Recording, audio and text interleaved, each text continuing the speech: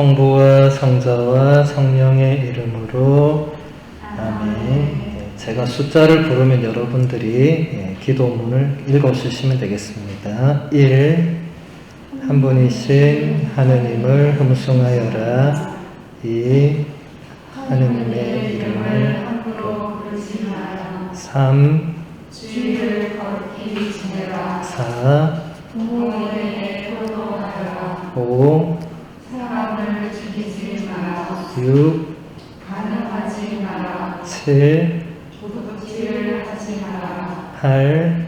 거짓 증언을 하지 마라. 9. 남의 아들을 탐내지 마라. 10. 남의 재물을 탐내지 마라. 네, 이것이 우리 교회가 가르치는 10가지의 가장 중요한 계명입니다. 그래서 이것은 우리가 3번에 걸쳐서 원래 교리 시간에 배워야 되는데 요즘 날씨가 너무 덥죠, 그렇죠? 그래서 여러분들 계속 오게 하면 길에 쓰러질지도 모르니까 이 부분은 나중에 과제로 드리고 제가 마칠 때 좀 설명을 더 드리도록 할게요.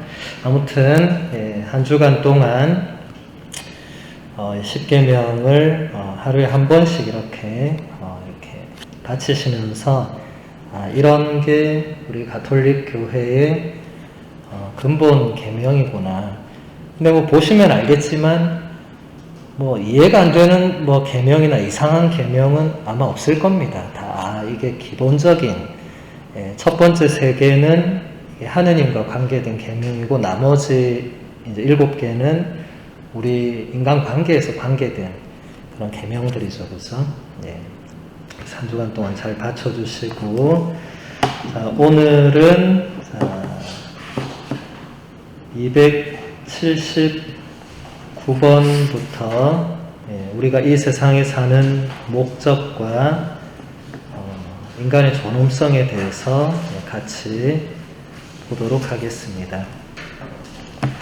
279번 착하고 올바르게 살기 위해서 우리에게 신앙과 성사가 필요한 이유가 무엇인가?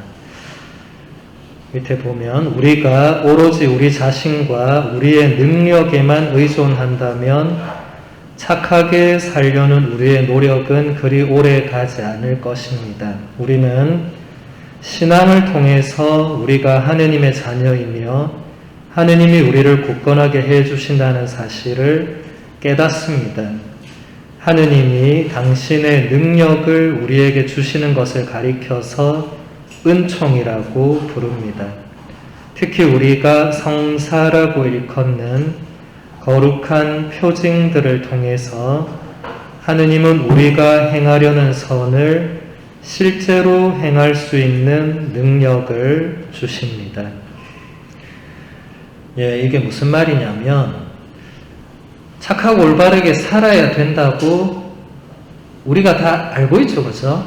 근데 여러분도 지금까지 오랜 세월을 살아오셔서 아시겠지만 우리 자신의 의지와 노력과 힘만으로는 그게 그렇게 꾸준하게 계속 가지 않더라. 그런 걸 아마 다 느꼈을 겁니다. 뭐 굳이 우리말로 뭐 작심삼일이다 이런 걸 안 쓰더라도 이 인간의 힘만으로는 뭔가 항상 꾸준하게 한결같은 게 그렇게 쉽지가 않아요. 인간적으로 우리가 어떤 나약하고 그런 이 본성적인 그런 부분이 있기 때문에 근데 그것을 도와주고 계속 우리가 이 선한 의지와 그런 아까 계명에 따르는 그런 올바른 삶을 살아갈 수 있도록 도와주는 것이 하느님의 은총이고 그것이 성사 안에서 드러난다. 그래서 필요하다는 겁니다. 자, 그 옆에 흰 페이지에 예수의 데레사 성녀가 하신 말씀이 있습니다. 어떤 일에도 불안에 떨지 말고 놀라지 마십시오. 모든 것은 지나가며 하느님만이 한결같으십니다. 끈기 있는 사람은 모든 것을 이루고 하느님을 모시는 사람은 모든 것을 가지고 있습니다. 하느님만으로 충분합니다. 중세의 신비가 중에 한 분이고 위대한 성녀이신 예수의 데레사 성녀가 우리에게 남겨주신 아름다운 시입니다. 이 가사가 워낙 아름답다 보니까 이것을 우리 또 수녀님들이 노래로 만들어가지고 여러분들 나중에 집에 가셔서 휴대폰으로 한번 아무것도 너를 이라는 노래가 있어요. 그렇게 치면 이제 유튜브로 노래가 나올 거예요. 들어보시면 우리 수녀님들이 노래를 워낙 이 아름다운 목소리로 진짜 이렇게 뭔가 이 순수한 영혼의 소리로 노래를 하시기 때문에 여러분들 막 가요만 듣던 그 소리랑 완전 다른 이 목소리의 이 아름다운 성가를 들으실 수 있을 것이고, 그 내용은 이 지금 읽어드린 것과 거의 대동소이합니다. 약간의 어떤 번역의 차이와 뭐 표현의 차이는 있지만 내용은 똑같습니다. 제가 로마 유학 시절에 프랑스에 이제 불어 공부를 하기 위해서 한 3개월 이제 파리에 가서 공부를 한 적이 있어요. 근데 파리하고 그 리즈웨라는 곳이 기차로 1시간 거리로 가깝습니다. 리즈웨라는 곳은 아주 시골 마을인데 한국 사람들은 아무도 가지 않아요. 잘 몰라서. 근데 거기에 우리 가톨릭에서는 또 뛰어난 성녀가 있습니다. 그분도 데레사인데 이 예수의 데레사 성녀와 구별하기 위해서 소화 데레사라고 작은 꽃 이렇게 뭐 정식 명칭은 뭐 아기 예수의 뭐 성녀 데레사 너무 기니까 그냥 우리 한국 사람들은 그분은 소화 데레사, 이분은 대데레사 큰 대자 써가지고 거기 리즈에 가면 소화 데레사 성녀의 모든 것이 있습니다. 그 성녀가 거기서 태어나고 자라고 거기서 수녀원 입회하고 그 수녀원에서 돌아가시고 했기 때문에 그래서 거기에 가서 이제 그 성녀의 어떤 생가부터 다 이렇게 둘러보고 이렇게 성녀의 어떤 이제 여러 가지 유물들이 전시되어 있는 그 공간에 딱 들어갔는데 딱 들어가자마자 불어를 엄청 크게, 근데 제가 그때 불어를 조금 배우고 있었기 때문에 그 글씨 이제 써진 걸 대충 알아보겠더라고요. 엄청 크게 불어로 딱 써져 있는 그 어떤 시가 있었는데 그게 바로 이거였습니다. 대데레사 성녀의 이 시가 불어로 이렇게 딱 적혀 있더라고요. 그래서 이게 우리말로 읽어도 참 아름다운 시인데 불어로 이렇게 보니까 되게 또 감동적이에요, 이게. 그래서 딱, 근데 한참 읽다가, 근데 이 데레사 성녀가 서로 다른데 이게 왜 적혀있지? 이 생각이 드는 거예요. 근데 이제 좀 가까이 가서 보니까 또 그 밑에 뭐라 적혀 있는 거예요. 근데 제가 그때 좀 불어를 공부했기 때문에 또 보니까 알겠더라고요. 거기에 소아데레사 성녀가 임종하실 때 그 성물도서라고 우리 성직자 수도자들이 바치는 그 기도서가 있어요. 그 기도서에 돌아가실 때 그 기도서를 이제 곁에 두고 돌아가셨는데 그걸 딱 펼치니까 이 시편이 그 소아데레사 성녀의 그 성물도에 대데레사 성녀의 이 시가 있었던 겁니다. 이게 무슨 말이죠? 소아데레사 성녀께서 매일 기도하실 때 대데레사 성녀의 이 시를 기도하셨다는 거죠. 그러니까 이게 얼마나 이 소아데레사 성녀에게도 큰 영감과 힘을 주었는지를 알 수가 있죠. 그래서 여러분, 성인 성녀들이 우리에게 남겨주신 어떤 아름다운 문장들, 글들, 시들은 그냥 여러분이 쓱 읽고, 우리가 지금 시간이 없으니까 읽고 좀 지나가고 이런 게 있지만 여러분들이 앞으로 신앙생활 하시면서 두고두고 이 책의 흰 여백에 보면 성인 성녀가 남겨놓은 글들을 아주 잘 이렇게 인용을 해놨어요. 그래서 이 책이 참 좋은 책입니다. 이렇게 잘 인용해 놓은 책을 여러분이 어디서 다른 데서 찾으려고 해도 찾기가 어려워요. 그래서 제가 이 책을 선택한 이유도 있고, 그래서 이런 부분들을 그냥 한번 읽고 아우 좋은 말이네 이렇게 지나가지 마시고 좀 되새기면서 이렇게 끊임없이 기도하다 보면 그 안으로 들어가게 됩니다. 제가 신부가 되기 전에 신학교에서 10년 동안 이제 양성을 받아요. 근데 제가 신학교에서 매일 오전 미사, 아침 미사 하고 나면 무릎을 꿇고 바쳤던 10년 동안 바쳤던 기도가 있습니다. 근데 그게 제가 뭐 쓴 글이 아니고 그 아시시의 프란치스코 성인의 평화를 구하는 기도라는 아름다운 기도가 있어요. 예. 주님 저를 당신의 도구로 써주소서 하고 시작되는 기도가 있어요. 미움이 있는 곳에 사랑을, 다툼이 있는 곳에 일치를, 분열이 있는 곳에 용서를, 이렇게 쭉 이어지는 그 기도문이 너무 아름답더라고요. 제가 그런 사람이 되면 좋겠다는 지향으로 10년 내내 기도를 했어요. 그 기도문 하나로만. 예. 그러니까 이런 게 보통 사람 같은 왜 다른 아름다운 기도 많잖아요. 그런데 그거 하나도 사실 제대로 우리가 이해하고 우리가 삶으로 뭔가를 깨닫고 또 실천해내고 하는 것은 쉬운 일은 아니죠. 그러니까 소아데레사 성녀도 이 대데레사 성녀의 이 아름다운 기도를 자신의 기도로 매일 이걸 반복해서 바치면서 이런 지향으로 살려고 했던 거죠. 네.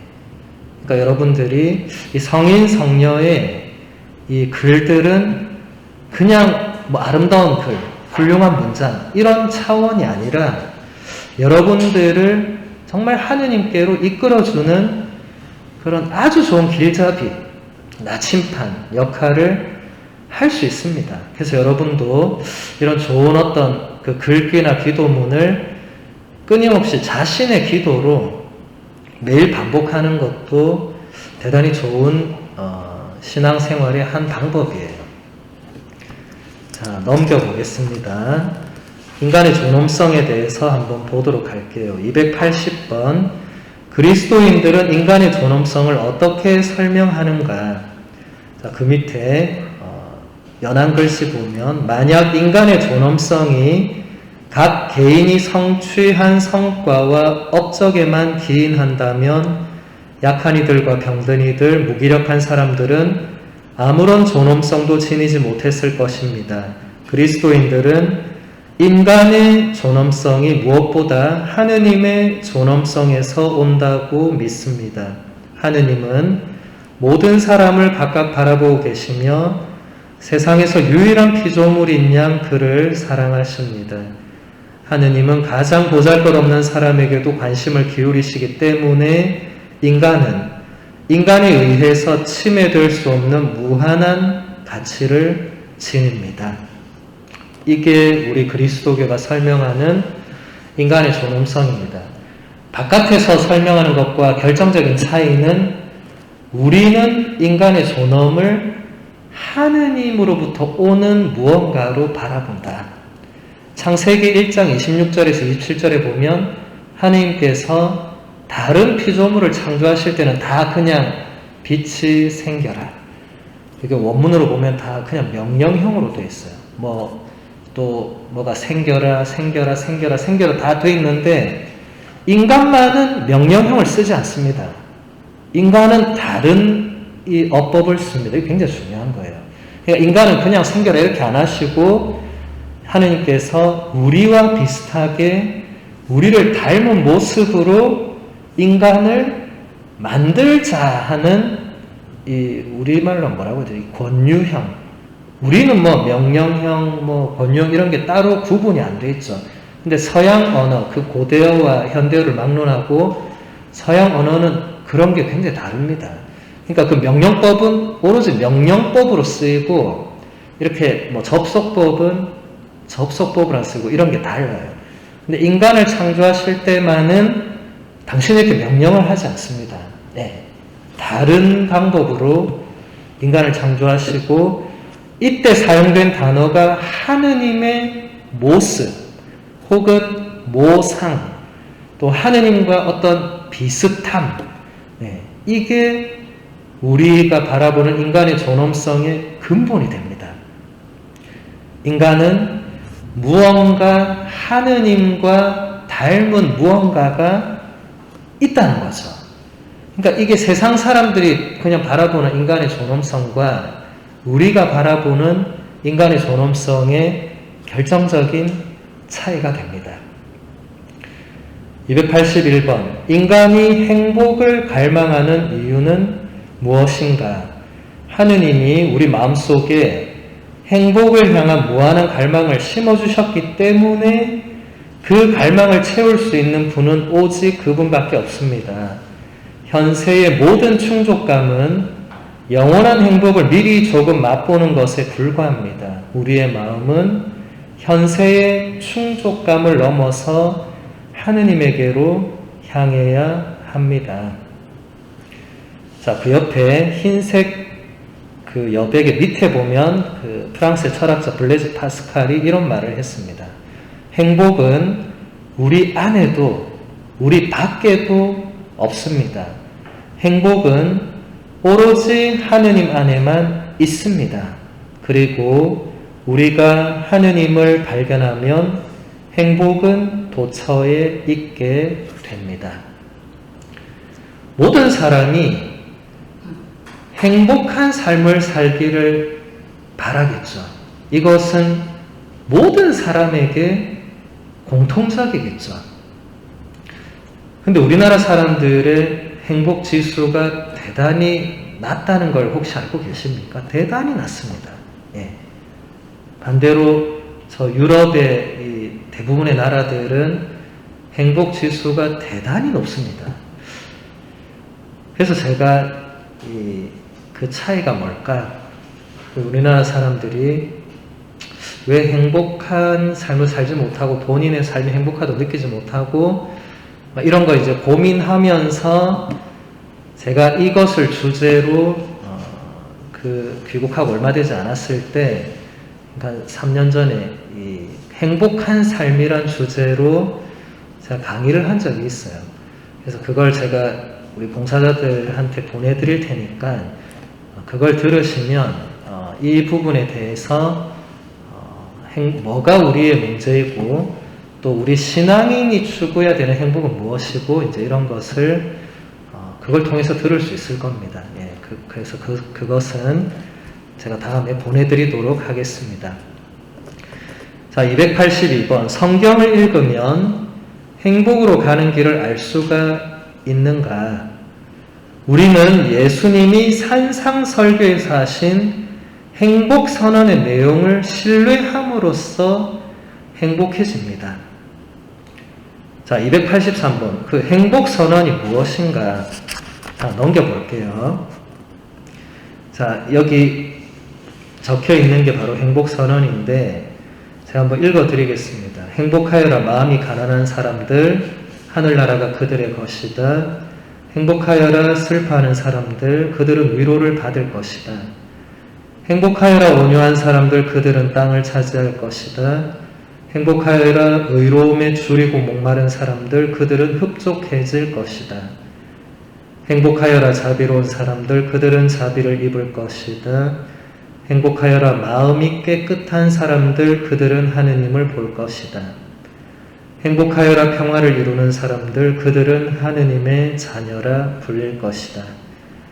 행복하여라 의로움 때문에 박해를 받는 사람들, 하늘나라가 그들의 것이다. 사람들이 나 때문에 너희를 모욕하고 박해하며 너희를 거슬러 거짓으로 온갖 사악한 말을 하면 너희는 행복하다. 기뻐하고 즐거워하여라. 너희가 하늘에서 받을 상이 크다. 사실 너희에 앞서 예언자들도 그렇게 박해를 받았다. 자, 그 옆에 보시면 괄호에서 마태 이렇게 되어 있죠.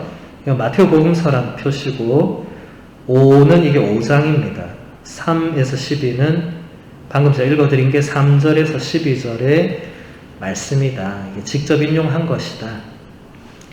마태복음서 5장, 6장, 7장 이 세 장은 모두 다 이게 마테오 복음서를 쓴 사람이 굉장히 의도적으로 예수님의 가르침을 모아놓은 부분입니다.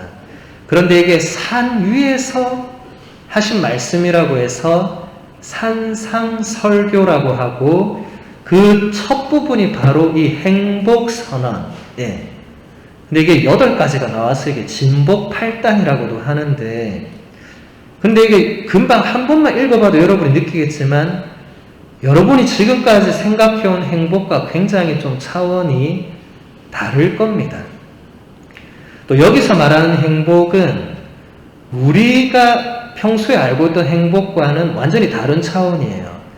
왜냐하면 이게 원문상으로 우리가 행복하다 할 때는 이게 영어로 happy, happiness 이렇게 쓰는데 이 단어 지금 우리가 행복하다고 번역은 했지만 이 원래 그리스 원문에 이게 마카리오스라는 단어를 씁니다. 이게 라틴어로도 베아투스라고 번역하고 영어로도 이게 blessed라고 bless하면 이게 복을 주는 거죠. 그러니까 이게 사실 정확한 번역은 행복하다가 아니라 복되다. 이런 사람들이 복된 사람들이다. 그냥 이게 행복하다. 우리가 행복이라면 이게 굉장히 감정적이고 감각적인 이런 걸 생각하기 쉬운데 그런 차원은 아닙니다. 그래서 이것은 제가 지금 이 짧은 시간에 다 이것만 설명할 수는 없지만 여기 쭉 나오는 것을 여러분들이 집에서 한번 다시 반복해서 읽어보시면 이 마음이 가난하고 슬퍼하고 온유하고 의로움이 줄이고 목마르고 자비롭고 마음이 깨끗하고 평화를 이루고 의로움 때문에 박해를 받고 예수님 때문에 박해를 받는 이런 게 그냥 행복할 수는 없어요. 근데 이런 사람들이 복된 사람들이고 우리 그리스도교가 추구하는 행복은 바로 이런 것이다 라는 말씀입니다. 자, 그 밑에 284번 행복 선언이 중요한 이유는 무엇인가? 하느님 나라를 갈망하는 사람은 예수님이 행복에서 중요하다고 말씀하신 것, 곧 행복 선언에 희망을 둡니다. 그러니까 제가 아까 읽어드린 이것에 희망을 두는 사람이 진정 행복한 사람이다. 다시 말하면 이런 사람이 되려고 애쓰는 사람들이 행복한 사람들이다. 자, 그 옆에 흰색 여백에 쭉 위로 올라가면 마더 데레사 성녀께서 이런 말씀을 하셨습니다. 그분만이 따를 가치가 있는 길이고 불붙일 가치가 있는 빛이며 살아볼 가치가 있는 삶이고 사랑할 가치가 있는 사랑입니다. 그분은 누구를 말하겠어요? 하느님 아니면 예수님을 말하겠죠. 여기서 또 한 분의 위대한 데레사 성녀를 우리가 만납니다. 그러니까 우리가 지금 아까 예수의 대데레사 성녀, 또 제가 잠깐 말씀드린 소아 데레사 성녀, 또 이 마더 데레사는 여러분이 이미 잘 알고 계시죠. 지난 세기에 가장 많이 알려진 인도 캘커타의 마더 데레사 성녀. 데레사라는 이름은 같지만 그 각각의 성녀는 다 다른 분들입니다. 근데 마더 데레사 성녀가 어떤 삶을 살았는지 여러분이 잘 아시죠, 그죠? 그런 삶을 살 수 있었던 이유를 말하는 겁니다. 예수님만이 따를 가치가 있는 길이니까 그분이 캘커타에서 그렇게 사셨고, 예수님만이 불붙일 가치가 있는 빛이시기 때문에 그분이 그렇게 가서 살았고, 이 얘기를 하는 거예요. 이런 게 우리가 추구하는 행복이다. 등 따시고 배부르고 로또에 당첨되고 이런 게 우리 신앙인들이 추구하는 행복이 절대로 아니고, 또 제가 말씀드린 그런 것이 또 참된 행복도 사실은 아닙니다. 제가 예전에 했던 강의에 그건 다 나올 겁니다. 나중에 들어보시길 바라고. 285번 영원한 행복이란 무엇인가?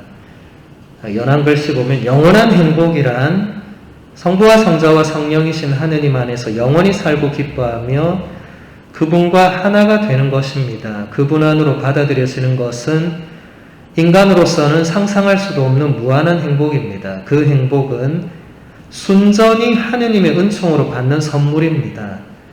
우리는 그런 행복을 스스로 만들 수도 없고 그 고귀함을 이해하지도 못하기 때문입니다.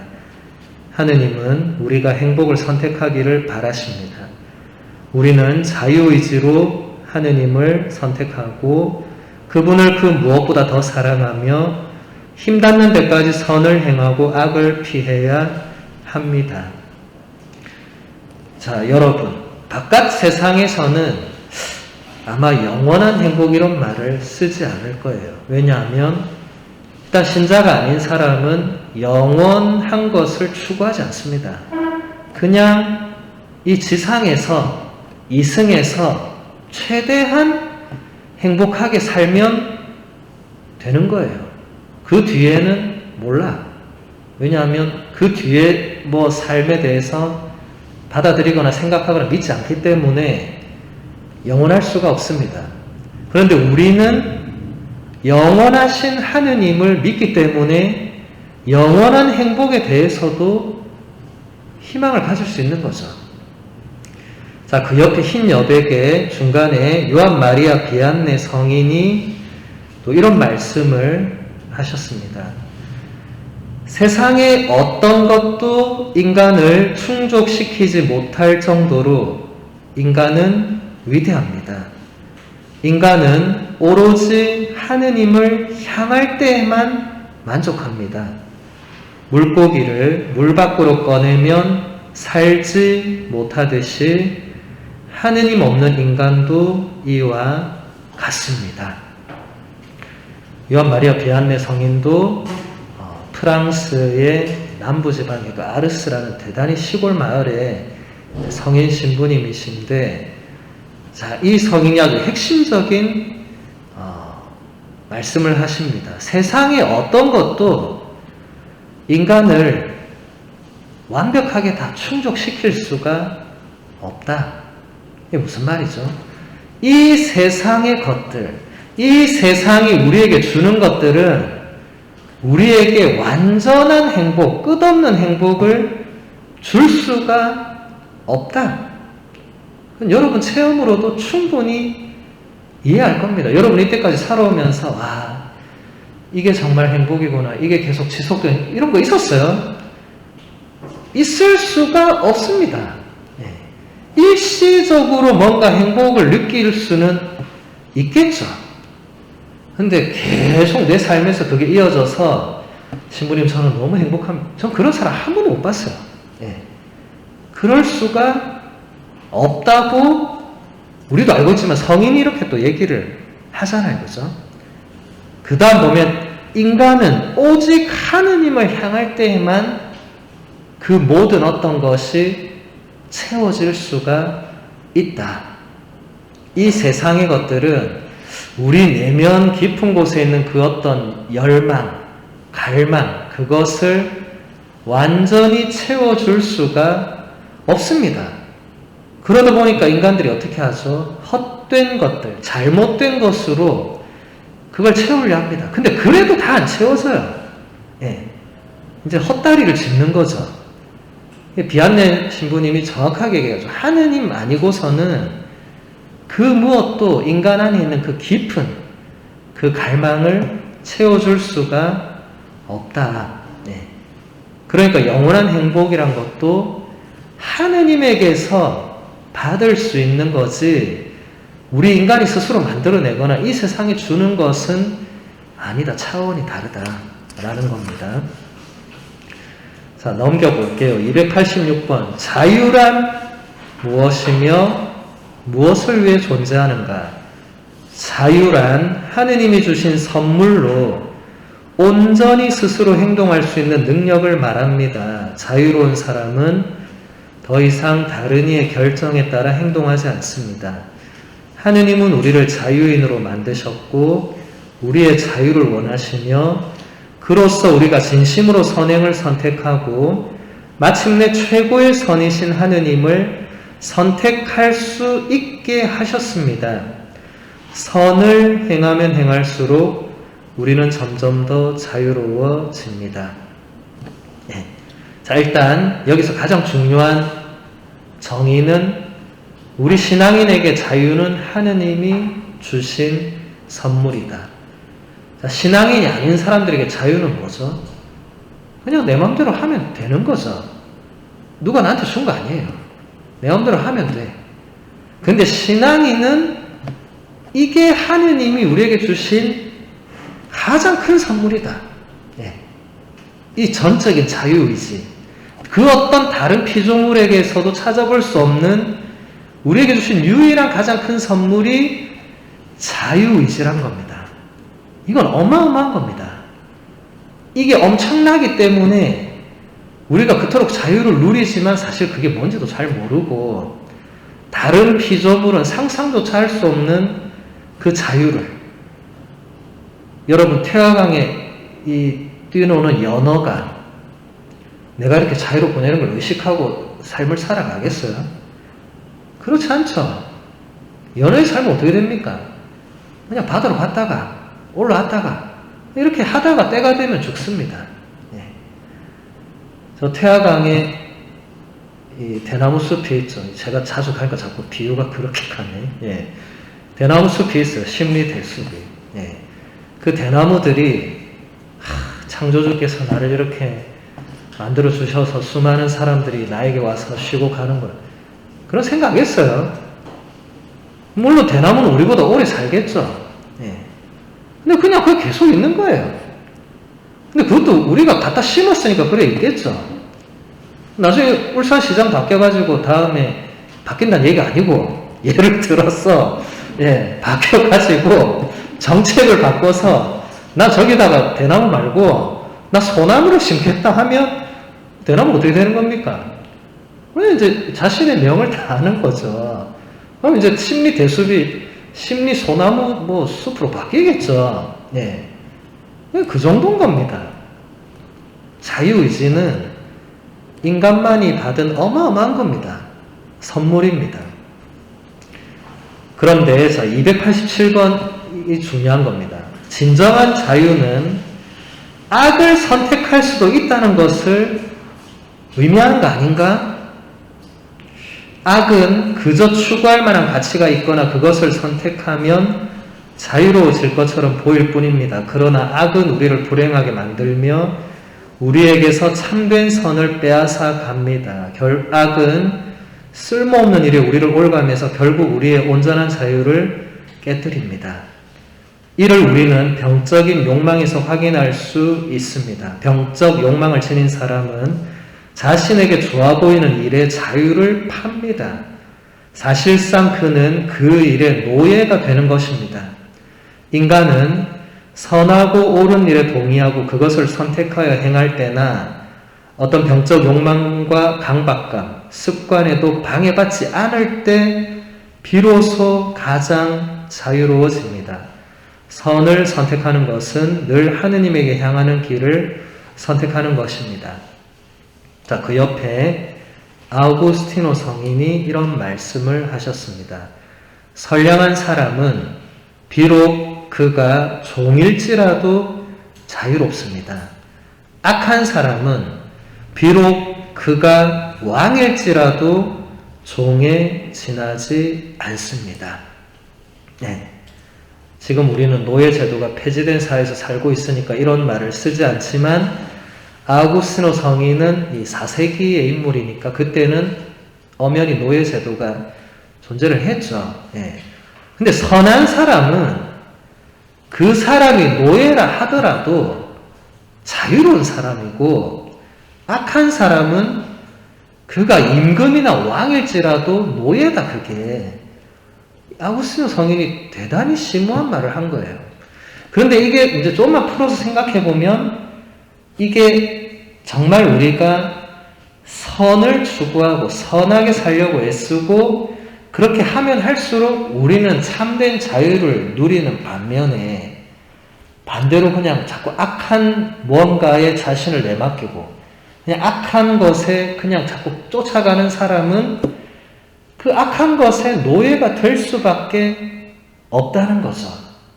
그리고 빠져나오기가 어렵게 되고 그러면 자유롭게 살 수가 없는 겁니다. 뭐 예를 들어서 이 마약 중독자를 생각해 보면 처음에 뭐 호기심으로 뭐 그렇게 해볼 수 있겠죠. 근데 그걸 하니까 뭔가 이 감각적으로 엄청난 그런 뭔가 쾌락이 오겠죠. 근데 그게 엄연히 다 지금 불법이잖아요. 그죠? 예. 불법이면 이거 안 해야 돼. 그런데 이거 한번 맛보니까 또 하게 돼. 근데 몰래 하다 보니까 어떻게 되는 거예요, 이게? 이제 점점 본인의 삶이 자유롭게 사는 게 아니고 어떻게 하면 경찰의 단속을 피하고 다른 사람의 이목을 피해가지고 약을 할 수 있을까? 이런 고민 안 하겠어요? 그럼 계속 이게 사람이 자유롭게 살아야 되는데 모든 생각은 그쪽으로 가는 거예요. 그렇게 되지 않겠습니까? 그죠? 예. 물론 여러분들이 그런 경험이 없으니까 잘 모르겠지만 생각을 해보면 그렇게 되지 않겠냐 이거죠. 예. 그러니까 이런 식으로 이 악으로 빠지게 되면 결국 그 노예 생활을 할 수밖에 자유로운 생활을 될 수가 없습니다. 예. 계속 거기에 길들여지고 빠지고 하다 보면 헤어나지 못하는 거죠. 예. 결말은 대단히 비참하게 됩니다. 그래서 참된 자유라는 게 하느님께서 우리 인간에게 이거 다음에 보면 됩니다. 자, 288번 인간은 자기가 행한 모든 일에 대해서 책임이 있는가? 인간은 의식이 뚜렷한 상태에서 자유의지로 행한 모든 일에 책임이 있다. 자, 더 중요한 289번 인간이 악을 선택하더라도 그에게 자유의지를 허락해야 하는가? 이 대단히 중요한 질문이죠. 넘겨보겠습니다. 인간의 존엄성에 근거한 기본 권리에 따라서 자유를 행사할 수 있습니다. 개인의 자유는 다른 이들의 자유가 침해되는 경우에만 제약을 받을 수 있습니다. 비록 그릇된 일이라 해도 그것을 선택할 자유가 없다면 진정한 자유라고 할 수 없습니다. 인간의 자유를 존중하지 않는 것은 인간의 존엄성을 해치는 일입니다. 예. 여기서 좀 가장 중요한 것은 비록 그릇된 일이라 하더라도 그것을 선택할 자유가 없다면 그것은 진정한 자유라고 할 수가 없다. 여러분 창세기를 나중에 읽어보면 창세기 이제 3장에서 첫 번째 인간인 아담과 하와가 하느님의 명령을 어기고 선악과를 따먹는 뭐 이런 이야기가 나와요. 많은 사람들이 질문을 했어요. 그렇게 안 만들었으면 되는 거 아니냐? 전능하신 창조주께서 인간이 악을 선택하지 않도록 했으면 되는 거 아니냐? 라고 물었는데 그 교리서가 이렇게 답한 겁니다. 선택할 자유가 없으면 그것은 참된 자유가 아니다. 그러니까 여러분 하느님이 인간에게 주신 자유의지라는 것은 엄청난 것입니다. 많은 신학자들이 하느님의 인간 창조를 하느님 편에서 보면 최고의 도박을 했다고, 최고의 모험을 강행했다고 이런 표현까지 써요. 다른 창조물은 창조해놓고 건드릴 게 없습니다. 하느님께서 창조해놓으신 그 질서에 따라서 움직이게 돼 있어요. 자유는 없어요. 그냥 움직여. 그 질서에 따라서. 근데 인간은 뭔가 악한 것도 선택할 수 있는 자유. 그러니까 하느님께서, 창조주께서 이것을 결정하시기 전에 당신도 생각을 하지 않으셨겠어요? 이걸 줬을 때 여러분 대부분 부모님이니까 여러분 자녀를 한번 생각해 보세요. 여러분 자녀가 선한 걸 선택할 수도 있지만 악한 걸 선택할 수도 있어요. 그 여러분 고민하겠죠. 네. 어디까지 자유를 줄 것인가. 대부분 부모님은 어떻게 합니까? 악한 건 못하게 하겠죠. 좋은 것만 해라. 이렇게 하겠죠. 그것도 뭐 이제 부모님과 당연한 건데 하느님도 부모 입장에서 생각해 보면 좋은 것만 하면 좋겠죠. 근데 그게 완전한 자유는 아니죠.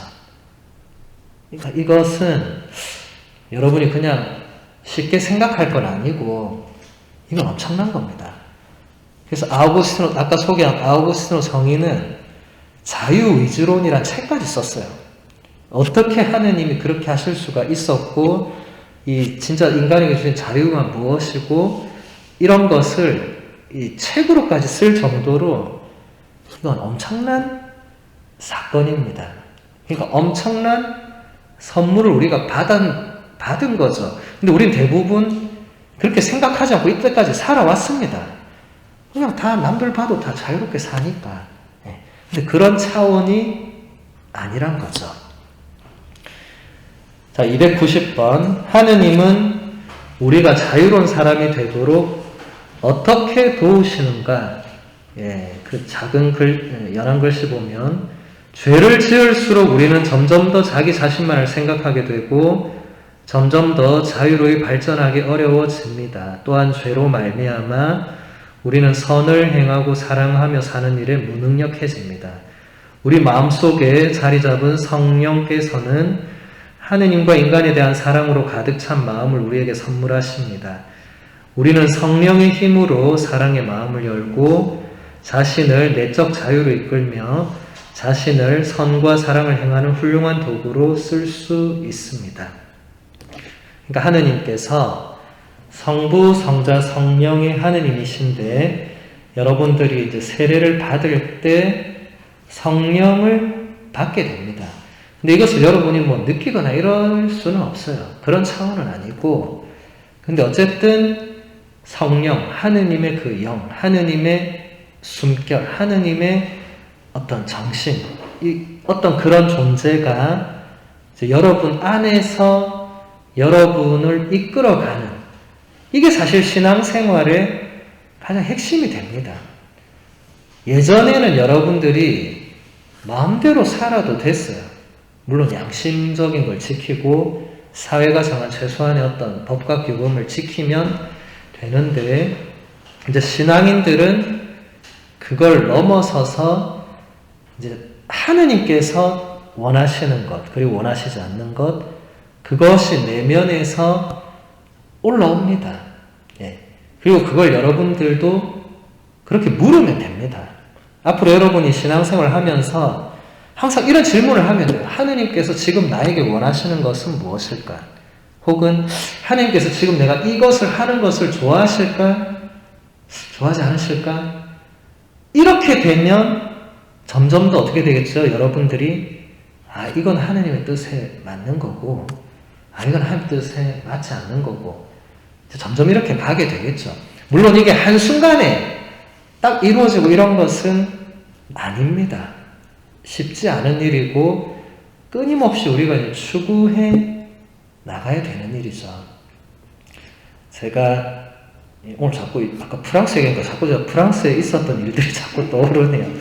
제가 이제 프랑스에서 공부할 때가 제 유학 생활의 가장 힘든 시기였습니다. 왜냐하면 처음에 이태리 갔을 때는 이제 못 모르고 가서 진짜 맨 땅에 헤딩을 해서 진짜 고생을 했어요.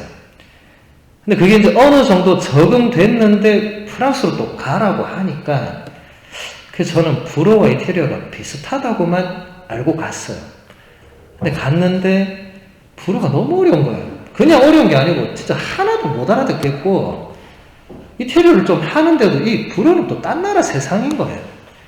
학교만 갔다 오면 사람이 이게 지치는 거예요. 진짜 좀 그만두고 싶고, 이게 도대체 뭐 하는 짓인지 모르겠고, 나는 신부로 살려고 신부가 됐는데, 남의 나라에서 또 언어 가지고 막 이러니까, 도대체 하나님 뜻이 뭔지도 모르겠고, 그래서 혼자서, 이렇게 성전에 앉아서 기도를 하는데, 이걸 이제 성체조배라고 우리가 표현을 합니다. 아마 여러분들도 세례받으면 하시게 될 거예요. 성체조배가 뭐 특별한 게 아니고, 저 성전에 가면 감실이라고 있어요. 그 빨간불이 켜져 있어요. 거기에 성체가 모셔져 있어요. 성체는 예수님의 몸입니다. 그러니까 예수님께서 거기에 현존하고 계시는 거죠. 거기에 앉아서 그분과 대화를 나누는 거죠. 여러분도 앞으로 그런 시간들을 많이 가지시면 좋고 가지게 될 겁니다. 제가 그 시간에 앉으면 이제 따지게 되는 거죠. 예수님, 저를 왜 프랑스로 보내가지고 내가 왜 이런 고생을 해야 됩니까? 오늘 내가 듣기 빵점 맞고 왔는데 왜 나한테 자꾸 이런 시련을 주고 내가 불어를 잘해야 될 이유도 모르겠고 왜 이런 시간을 왜 주시냐고. 근데 예수님은 가장 주특기가 대답을 잘 안 해줘요. 예. 그분은 침묵하고 있어요. 어떻게 해야 됩니까? 나도 이제 침묵해야 되죠. 근데 같이 이렇게 가만히 있다가 돌아갑니다. 근데 지나고 제가 이제 한국에 와서 어려운 책들을 번역하고 할 때 보니까 제가 그때 조금 배웠던 불어가 유용하게 또 쓰이는 거예요. 그때는 진짜 하기 싫고 너무 힘들었는데 그때 안 했으면 내가 불어 관련된 책을 쳐다보지도 못했을 건데 그래도 보는 거예요, 이렇게. 그래서 그때 그 시간이 필요했구나. 무지 싫었지만 그 시간이 필요해서 그분이 나를 거기 보내셨고 내가 하기 싫다고 몇 번 말했지만 그분이 그래도 하라고 하신 거구나. 이렇게 깨닫게 됩니다. 그러니까 하느님의 뜻이라는 게 바로바로 알 수 있지는 않아요. 그래서 여러분 신앙생활 하다 보면 그게 좀 답답할 거예요. 왜 뭐가 바로바로 뭐가 즉각적인 응답이나 바로 직접적인 표현이 없고 저분은 내 그냥 가만히 침묵하는 거고 사람들은 그럼 도대체 어떻게 하는 뜻을 알지? 알게 됩니다. 아까도 얘기했잖아요. 선한 것을 자꾸 추구하면 할수록 하나님 뜻 이런 거구나. 알게 됩니다. 서서히 깨닫게 됩니다.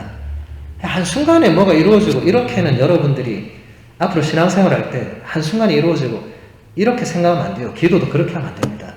내일 복권에 당첨되게 해서 이런 기도는 절대로 하면 안 됩니다. 그건 기도가 아니에요. 하나님은 그런 분이 아닙니다. 자, 291번 잠시 근데 이 시계가 갑자기 사라졌지? 예. 그래요? 그래, 지금 몇 시였는데 내가 시간을 알아야지. 그래요? 네. 시간이 다 됐네. 제가 하도 이제 교리를 오래 하다 보니까 뭔가 다 됐다는 느낌이 와, 이제. 예. 그래서 참 지금 이게 다 볼 수가 없기 때문에, 이 나머지는 여러분들, 집에서, 읽어보시고, 한 가지만 우리가, 더 보도록 하겠습니다. 305번 한번 펴볼까요? 305번. 나머지는 집에서 읽어보시기 바랍니다. 향주 삼덕이란 무엇인가? 자, 향할 향자, 주인 주자, 석삼자, 덕덕자죠, 그렇죠? 그러니까 주님이신 하느님께로 향하게 하는 세 가지의 덕이 무엇인가? 이건 굉장히 중요한 겁니다. 그 옆에 보면, 밑에 답을 보면, 신적인 덕행에는 믿음과 희망과 사랑이 있습니다. 이 세 가지 덕행은 하느님에게 근거를 두고 있고, 하느님과 직접 관계하며, 우리 인간에게는 직접 하느님에게 가는 길이 되기 때문에 향주 삼덕이라고 부릅니다. 자, 그 옆에 코린토일서 13장 13절의 말씀. 그러므로 이제 믿음과 희망과 사랑 이 세 가지는 계속됩니다. 그 가운데에서 으뜸은 사랑입니다. 이 사도 바오로의 말씀. 여러분들 나중에 코린토일서 13장을 꼭 전체를 찾아서 한번 읽어보세요. 대단히 아름다운 사랑의 창가입니다. 여러분 사랑이 뭐냐고 누가 물어본다면 코린토일서 13장을 네가 읽어봐라. 그게 사랑이다. 그래서 여러분들 이 밑에 이제 보시면 307번 믿음이란 무엇인가 읽어보시면 되고, 넘겨서 308번 희망이란 무엇인가, 309번 사랑이란 무엇에 의해서 하느님의 계시로 선포되고 성경과 전승에 보존된 교리를 일컫는 말이다. 제가 처음부터 얘기를 했죠. 가톨릭 교회에